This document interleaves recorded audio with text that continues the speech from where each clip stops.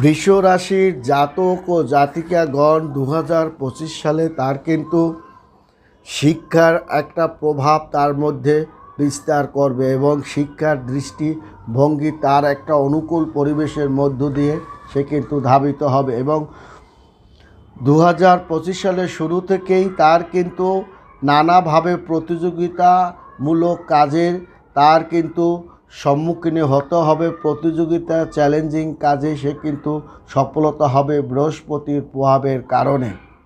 তার উচ্চশিক্ষার জন্য বাহিরে যাওয়া তার কিন্তু অত্যন্ত চমৎকারভাবে সে কিন্তু দেখাতে পারবে।